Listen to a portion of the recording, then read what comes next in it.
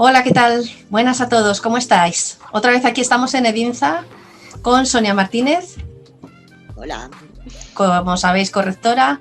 Yo soy Yolanda Payás, escritora, que escribo como Ane Abant. Y hoy tenemos con nosotros a Gemma Herrero Virto, una estupenda escritora. Sí, detrás del gato. Y además a su gato. Vale. Hola. Encantados de tenerte otra vez aquí, Gemma. Es un gusto que podamos hacer esta grabación de nuevo. Vamos a empezar, como siempre, presentando un poco aquí al artista. Si le deja su gato y... No, se me tira el estudio de grabaciones, ¿eh? No te preocupes, esto es todo natural y tiene su gracia, así mejor. Vale.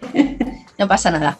Vale, pues Gemma, eres del País Vasco y te has pasado toda la vida leyendo. Toda la vida, como buena escritora, eres una lectora empedernida, te licenciaste en psicología y trabajaste en un montón de sitios que no te gustaban, que te aburrías y que no solías encajar. Así que, bueno, hace casi 2 años, tras ser elegida finalista en el premio literario de Amazon, con...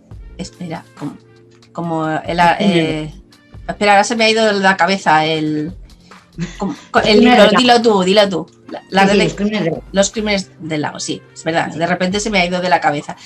Y ahora estás viviendo, digamos, trabajando, escribiendo, y con lo cual te conviertes en tu propia jefa y disfrutas muchísimo. En total tienes 19 novelas y 2 libros de relatos. Vamos a nombrar un poquito las novelas para que la gente que no te conoce pues te vaya conociendo y luego empezamos también con las preguntas, ¿vale? Tienes la saga Tú me ves, que es de terror, de fantasía urbana y romance, con 6 novelas: La maldición de la casa Cavendish, Carpe Diem, El susurro de los condenados, El regreso de Sarah Ellen, Roanoke y Croatoan. ¿Lo he dicho bien? Sí, todo perfecto. Vale. Luego tienes la serie de Caronte, que es policíaca, que es La red de Caronte, Suicidios inducidos, Los cadáveres blancos, Reflejo mortal, la trilogía de los viajes a Ileán, Iniciación Arcanos, La ley de lo triple, y otras novelas como Ojos de gato, Zilan, Los crímenes del lago, que es la que hemos hablado antes, Venganza, que es de género Z, Olvidad, y la trilogía de Kane 1, que es La muerte del heredero, que también hablaremos un poquito, que la acabas de recién de sacar. Sí, yo ya la tengo, pero no me la he terminado de leer todavía, la verdad sea. No pasa nada, no hay prisa. No me ha dado tiempo.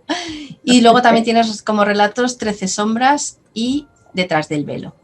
Sí. Tienes una bibliografía muy amplia y además de todo tipo de muchos tipos de género. ¿Te consideras una escritora multigénero? ¿Te sientes cómoda siendo multigénero? Sí, a ver, la cosa es que yo no me planteo voy a escribir una novela de fantasía o voy a escribir una novela de thriller sobrenatural o policía. A mí se me ocurre una historia y empiezo a escribirla. Y luego ya veo en qué género la puedo encajar. Es que, por ejemplo, Los crímenes del lago, yo cuando la empecé no sabía si el asesino era un fantasma, si era un ser humano. O sea, no sabía si estaba escribiendo un thriller sobrenatural o una novela policíaca, no tenía ni idea. Entonces, hay varios géneros en los que me siento cómoda, en la fantasía, en el terror, en el thriller, y luego hay otros géneros pues, que no se me acaban de dar. Pues, por ejemplo, la novela romántica o la novela histórica, pues considero que el que admiro muchísimo a los escritores que escriben ese tipo de géneros, pero a mí no me sale. Y sin embargo, en novelas como la saga de Tú me ves, no es que sea una novela histórica, pero sí que está ambientada en otro tiempo. Al fin y al cabo es como si fuera una novela histórica, más o menos histórica. Sí, a ver, está ambientada en los años 80, que parece como que está aquí al lado, pero han cambiado un montón de cosas. Exacto, por eso. Requirió una documentación bastante amplia, pues que, no me acordaba. O sea, hay muchísimas cosas de las que no te acuerdas. Y hay cosas que dices, ¿cómo podían hacer, por ejemplo, eso, la investigación sin tener internet? O sea, de tener que ir todo el rato a bibliotecas, tener que ir a organizaciones, a que te dejasen libros, a preguntar, tal, en vez de ahora que coges, te pones y te documentas. Entonces, es una manera de pensar y de investigar y tal totalmente diferente. Y sí, ahí tuvo que haber un proceso de documentación. Pero yo es que, por ejemplo, leo novelas históricas ambientadas en la Edad Media o en la Revolución Francesa, y ves un proceso de documentación tan exhaustivo y tan perfecto, y dices, esto tiene muchísimo trabajo detrás. Y yo no sé si tendría la paciencia para hacer eso. Me encantan ese tipo de novelas para leerlas, pero yo no me veo haciéndolo. De todas maneras, estoy escribiendo ahora una ambientada en la Segunda Guerra Mundial y me estoy volviendo loca. Pues dices que no te atreves a hacerlo, pues si está en la Segunda Guerra Mundial ya está. Sí, lo que pasa es que no es novela histórica, no va a tener la importancia que se le da en una novela histórica a la ambientación, a los hechos, a los personajes y tal. Va a ser un thriller sobrenatural, pero ambientado en la Segunda Guerra Mundial. Y ya solamente con eso me estoy volviendo loca. Sí, por eso, porque aunque sea un thriller vas a tener que poner el día a día de todos los personajes y para ello necesitas documentar. Sí, no, a ver, me da muchísima rabia porque para escribir un simple párrafo tienes que mirar un montón de cosas, es decir, simplemente para saber cómo pasaba un barco de Europa a Estados Unidos. O el tiempo que le costaba llegar, por ejemplo. Sí, pues eso, si tenían que llevar escolta, cómo evitaban los submarinos alemanes, cómo se llamaban los barcos en aquella época, qué armamento llevaban. O sea, para escribir algo que luego te va a ocupar 2 líneas, te tiras 3 horas o 4 de documentación y rabia. No, pero claro, eso es lo que da credibilidad a una historia. Esos pequeños detalles. Sí, es que los que hacen que una historia sea creíble y sea pues interesante y el lector se crea el resto de la historia. Cuando algo le choca... Claro, es que es eso, si estás escribiendo sobre todo thriller sobrenatural, fantasía urbana, tal, que vas a meter fantasmas, vas a meter demonios, tal, si un dato real chirría, al lector le sacas de la historia y ya deja de creerse todo lo demás. Entonces, eso es. Todos los datos tienen que estar contrastados y tienen que ser perfectos. Y, a ver, yo sí he escrito muchos thrillers en los que, por ejemplo, eso lo he ambientado en la cárcel de Sing Sing y he tenido que leerme libros enteros de cómo es la vida allí, de cómo son los uniformes de los presos, de qué horarios tienen, absolutamente todo. Porque si la historia falla en los datos reales, la parte sobrenatural se te cae. Claro. Entonces tienes que tener mucho cuidado, aunque sea una historia totalmente inventada.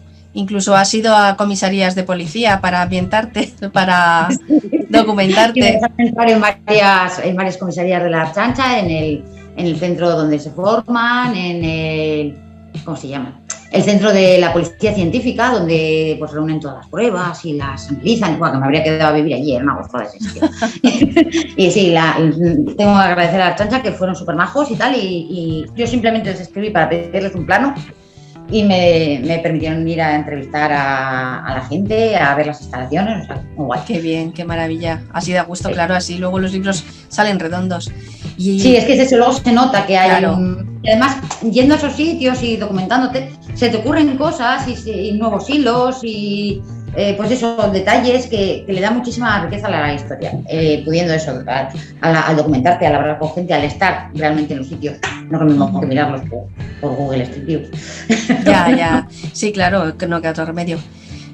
Cambiando un poco de tema, a la hora de que comentas tú que, bueno, hemos comentado al principio que estás viviendo ya más o menos de la escritura, que vives de la escritura y tal. ¿Cuánto crees, si tú, para una autora, cuántos años crees que puede llegar a tener o a pasar escribiendo antes de empezar a vivir? ¿O crees que más depende de que a lo mejor algún día tengas suerte y des con ese libro que, bueno, que lo pete, digamos? Ya, a ver, es que claro, hay muchas historias diferentes. Hay gente que con un solo libro pues de repente es como que le descubren y se hace súper famoso y ya puede vivir de ello, pero yo creo que eso es muy difícil.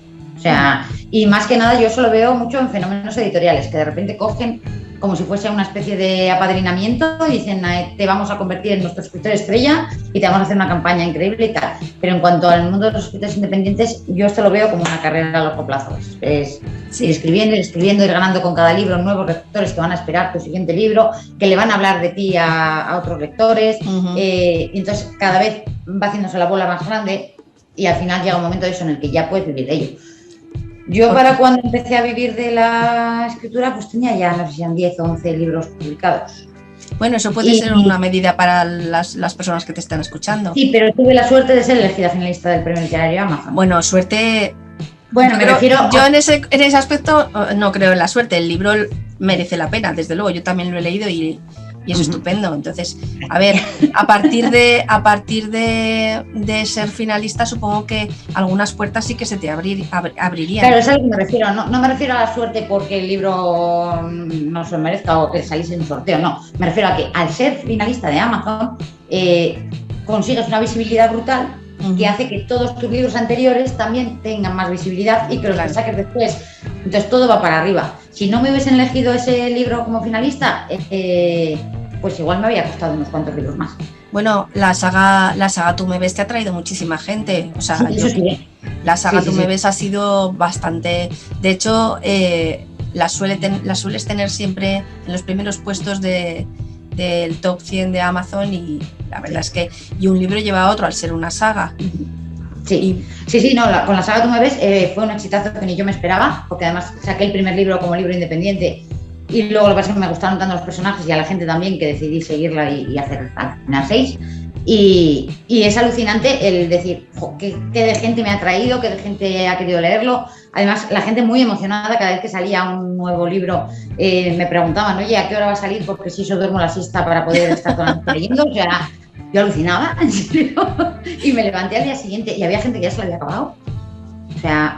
muy fuerte. Con el tiempo que cuesta escribirlos, jolín, sí, lo consumo. Eso da rabia, porque dices, a ver, me tuve yo aquí 6 meses escribiendo como una desgraciada, porque sacar un libro de 400 páginas en 6 meses tampoco es fácil. Pero como estaba muy metida en la historia y tal, pues lo escribía todo correr, y la gente ahí en un día, ¡ay, el siguiente! Es que el siguiente, pero déjame respirar. Pero por otro lado es genial saber que la gente está tan enganchada a tu historia. Claro, entonces, desde luego. Estoy muy contenta. Y de hecho uno de mis proyectos tiene un poco que ver con, mis proyectos futuros tienen un poco que ver con esa saga. Ah, sí, luego te preguntaré por ello, luego te preguntaré qué es lo que vas a hacer. La red de Caronte son libros policíacos. Sí. Que se pueden leer de forma independiente, aunque tú sueles aconsejar que se empiece desde el principio. Y además los has ambientado en el País Vasco, en Madrid, en diferentes sitios. ¿Te resulta fácil ambientarlo en España? Pues, y luego con todo el procedimiento policial que ya hemos hablado antes, que te ayudaron bastante. ¿Cómo resulta hacer la trama policíaca en España? Porque estamos acostumbrados, pues eso, a que sea en Estados Unidos, la verdad. Sí. A ver, sí, es que este es el problema de la saga Caronte. Yo cuando escribí el primer libro, que fue en el año 2002 o 2003, empecé a escribirlo, es que no había casi en internet, o sea, estaba empezando. Tenías que ir a documentarte eso a las bibliotecas y tal, y había muy poca información. Entonces, claro, yo más que nada me basé eso en esas películas de Estados Unidos y en esas series y tal. Y vale, está ambientado aquí, es decir, los escenarios de los asesinatos son aquí, la gente habla como habla aquí, pero el procedimiento policíaco sí se parece mucho al procedimiento estadounidense. Y cuando por fin he podido hablar con gente de las chanchas, lo que me han dicho es que está todo mal. Bueno, las que no sean policías no lo sabrán tampoco. Claro, es que es la cosa, pero son pequeñas tonterías. Pues por ejemplo, aquí en España los forenses son un cuerpo totalmente separado de la policía. Es decir, dependen de los jueces, no de la policía. Y no hay esas escenas en las que dentro de la comisaría el inspector de policía se baja al piso de abajo donde están los grupos y el forense le comenta. Eso no existe. A los policías aquí les llega un informe del forense y si quieren le llaman y le preguntan las dudas y punto. Y es toda la relación que tienen. Pero claro, yo ya había puesto un policía y una forense que encima se enamoran y tal y cual, pues ya sigo para adelante. Pero hay cosas que están mal.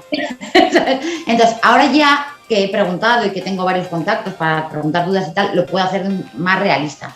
Pero sí, a pesar de estar ambientado aquí en el País Vasco, la manera de investigar y tal tiene mucho que ver con las series americanas tipo CSI y ese tipo de cosas. Bueno, de todas formas, a la mayoría de la gente que vemos pues ese tipo de series y esto, tampoco nos vamos a extrañar tanto, porque si desconoces los procedimientos y la historia está bien... Nunca he tenido ningún lector que me haya dicho, tía, está todo mal. Si he tenido policías que me han dicho, oye, tal, esto está mal o esto no se hace así. Por ejemplo, cuando fui a hacer la entrevista al centro donde se entrenan los Ertzaintza, yo iba ya con una idea para una novela y tal, y según llegué y me puse a preguntarle cosas, o sea, toda la novela tomaba por culo porque no se podía hacer. O sea, había cierto tipo de leyes dentro de ese centro que impedían que mi historia pudiese suceder. Entonces, escribí otra totalmente diferente y estoy adaptando a la realidad la idea que yo tenía. Y bueno, oye, me vino bien porque se me ocurrió otra para meter en medio, pero realmente dices, ¡buah! Es que si no llego a preguntar, o sea, estaría todo al revés. Es una movida, porque es eso. Siempre se puede acceder a todos los datos y hacerlo de una manera tan realista como me gustaría. Sí, lo que pasa es que a lo mejor no todos los escritores, ya no porque no quieran hacerlo, sino porque a lo mejor no se atreven o piensan que no les van a decir nada. y todo lo contrario, según tu experiencia, vamos, súper amables y sin problemas, ¿no? No, súper amable, súper amable las chachas. Yo escribí, para escribir los crímenes del lago, quería poner al principio del libro un mapa del pueblo de Swanton. Escribí al ayuntamiento de Swanton para ver si me dejaban poner el mapa. Y todavía estoy esperando a que me contesten. Ah, vaya. ¿Estás ahí? No les ha cortado. Ah, bueno. Y para escribir La maldición de la casa Cavendish, la casa Cavendish está basada en una casa encantada que hay en Massachusetts. Y les escribí pidiéndoles unos planos, me dijeron que los iban a mandar y tampoco he recibido nada. Ya. Entonces, hay gente muy maja, pero también hay muchas veces en las que no consiguen ningún tipo de respuesta. Sí. Para escribir Venganza, por ejemplo, que es de zombies, está ambientado en la zona central, en la Alhóndiga, en Bilbao. Les pregunté si podía poner una foto de la Alhóndiga y me denegaron el permiso. O sea, una foto sacada por mí para poner en la portada y no me dejaron.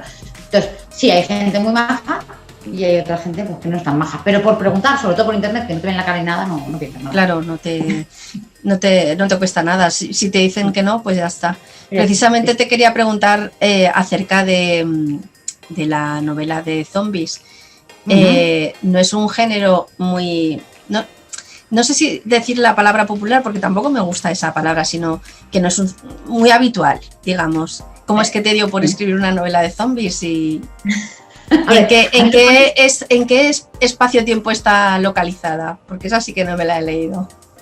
A ver, pues es una novela... No tiene un tiempo así, pero sería como actual, como si hubiese habido un apocalipsis zombie hace 10 años, digamos. ¿No sería provocado por una vacuna? Pues no se explica por qué. Menos mal. ¿Qué ha sido? Simplemente por eso ha habido una. No, a ver, la novela empieza cuando ya ha sido el apocalipsis zombie hace unos cuantos años. Y hay un grupo de supervivientes que están encerrados dentro del centro Azcuna, en Bilbao, que es un centro cultural, y sobreviven allí. La cosa es que el líder se ha ido volviendo loco y ha ido formando una especie de secta religiosa en la que nadie puede protestar. Entonces, hay una de las chicas que al ir a pasar a la adolescencia va a tener que convertirse en reproductora y juntarse con uno y tener hijos pues, para repoblar el planeta, y ella no quiere tener ese destino, entonces se rebela y la echan de la Alhóndiga. Y ahí empieza la historia, ¿no? Se me ocurrió porque yo estuve trabajando en la Alhóndiga cuando la estaban reformando. Yo trabajé de guardia de seguridad. Mi misión era ir, cuando ya se marchaba todo el mundo, ir mirando que todas las puertas estuviesen bien cerradas y que no entrase nadie a robar y tal. Entonces, claro, yo estaba allí encerrada en un edificio que es enorme, yo sola, oyendo los ruidos de la ciudad al otro lado y, claro, y como vigilando que nadie se colase. Entonces se me ocurrió si hubiese un apocalipsis zombie al otro lado y la cosa sería eso, intentar que no entren aquí, que no nos maten, ¿cómo se desarrollaría una sociedad aquí dentro? ¿Cómo sobreviviría la gente? ¿Se llevarían bien o mal? ¿Se volverían locos o no? Y de eso escribí un cuento corto. Lo leí en un concurso de cuentos que era de leerlo en alto y tal, y había ahí un niño que le encantó. Y era el hijo de una editora. Entonces, al de unos meses, ella me dijo, oye, que me ha dicho mi hijo que a ver si sigues con la historia del cuento este. Y le dije, ay, pobre, que no lo ha entendido. Pero al final del cuento, a la chica la muerden y se convierte en zombie, muere. Y me dice ella, no, claro que lo ha entendido. Pero no ha muerto, es un zombie y puede vengarse. Ah, mira. Entonces me quedé así y dije, joder, qué historión. Contarlo desde el punto de vista de una zombie, que sigue pensando, ¿sabes? Y que quiere vengarse porque la putearon, la echaron del sitio y tal. Y se me ocurrió, empecé a darle vueltas y tal, y lo saqué dedicado al niño este que me dio la idea, y él es uno de los personajes además y todo. Y me parece que quedó muy diferente porque eso no es la típica historia de zombies con unos supervivientes que intentan todo el rato que no se los coman. No, está contado desde el punto de vista de los zombies. Pues eso todavía es más interesante, desde luego. Sí, porque cuando ven un ser humano se vuelven locos por el hambre y son como los zombies de las películas, pero cuando no hay humanos cerca, se comunican entre ellos telepáticamente, tienen sentimientos, hablan, piensan, y es muy diferente a las típicas historias de zombies que todos hemos visto. Ah, pues mira, me la apunto. Y apúntatela porque además no da asco, no es porque yo soy... Sí.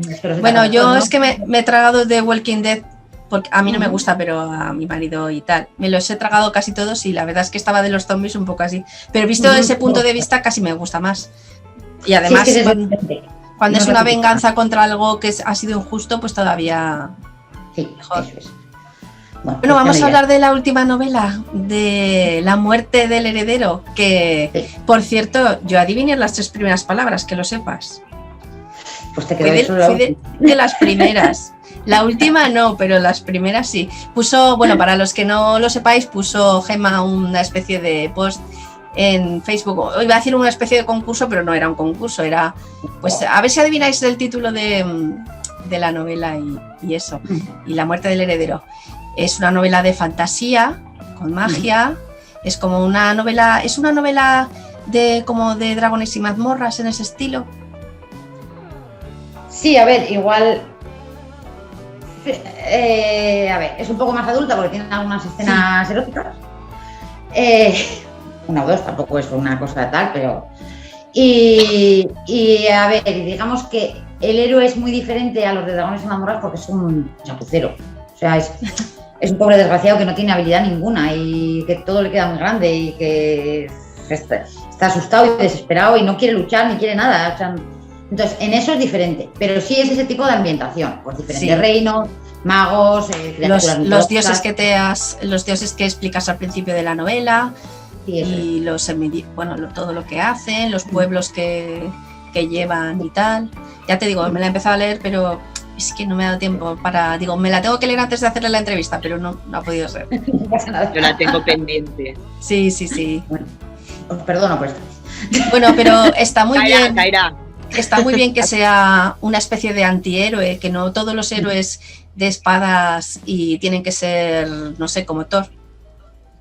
No, a ver, también es la cosa, es un poco el camino del héroe, es decir, empezar siendo un don nadie, que el chaval es eso, es un príncipe en un reino que tiene toda la vida resuelta, que lo único que tiene que hacer es irse de juerga, emborracharse y tal, porque nadie espera nada de él, y él es feliz así. Y de repente le cae encima una responsabilidad que no quiere, o sea, y que le da un miedo del copón, y lo que hace es escaparse.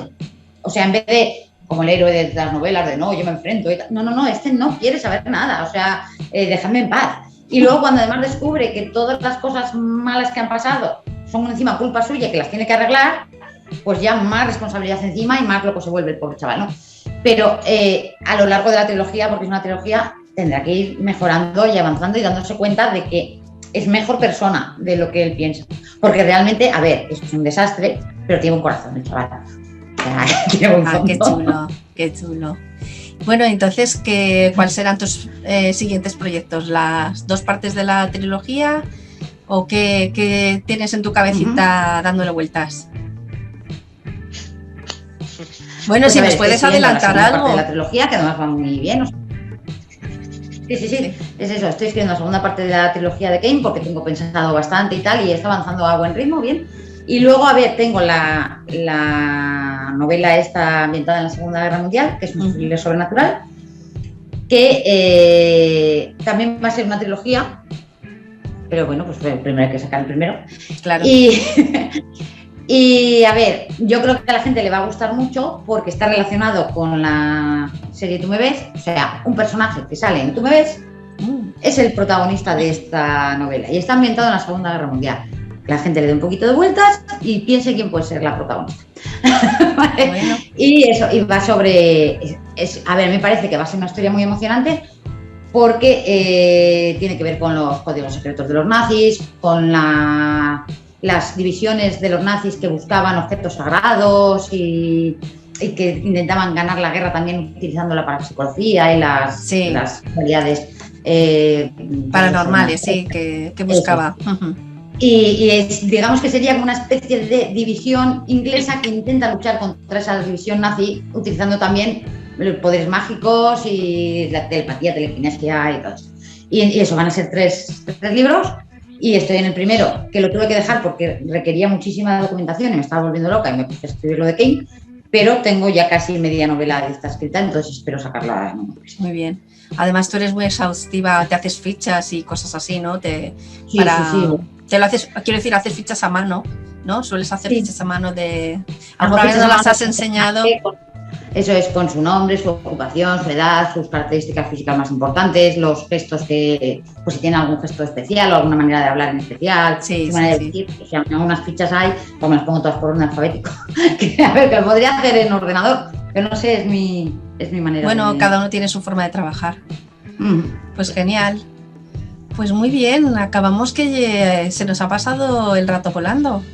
Ha sido una conversación súper agradable y muy instructiva, porque ver tu forma de trabajar y que te ha llevado al éxito, pues puede ayudarle a muchas otras personas para que, bueno, pues para que consigan también. Sí, a ver, yo lo único que les aconsejo es eso, el que tengan paciencia, porque normalmente esto es un camino largo. Sí. Y es ir ganando poco a poco más lectores que a los que les encantes tú, a los que les encante tu voz y tu manera de contar historias. Entonces eso no va a ser de un día para otro, pero es un camino muy satisfactorio y que realmente es eso, cada vez que un lector te dice, me he quedado enganchado en una de tus historias, me ha encantado tal, pues eso es gasolina para seguir escribiendo. Entonces, que sigan, que lo importante es que te enamores tú de tus propias historias y que te guste lo que haces y lo demás ya llegará. Pues sí, está claro. Pues fenomenal. Acabamos aquí esta entrevista. Sonia, despídete o di algo. ¿Qué quieres que digas? Que ya lo has dicho tú todo. Ha sido un placer volver a estar contigo, Gemma, este año, igual que el año pasado. Y bueno, esperamos seguir con esto, ¿no? Con el Instagram, con los libros, con la lectura. A ver si ojalá sea presencial algún día de esto, sí, algún año. Será. Eso seguro. A ver cuándo y cómo nos organizamos, porque quieras que no, organizarlo vía online es fácil, pero luego hacerlo presencial es un poquito más complicado. Sí, pero lo haremos. Yo ya tengo pensados un par de sitios ya. Muy bien. Para poder hacerlo. Pues nada. Vamos a despedirnos ya, que si no, luego los demás también tienen que tener el mismo tiempo. Nos vemos en la siguiente. Chao. Vale, adiós.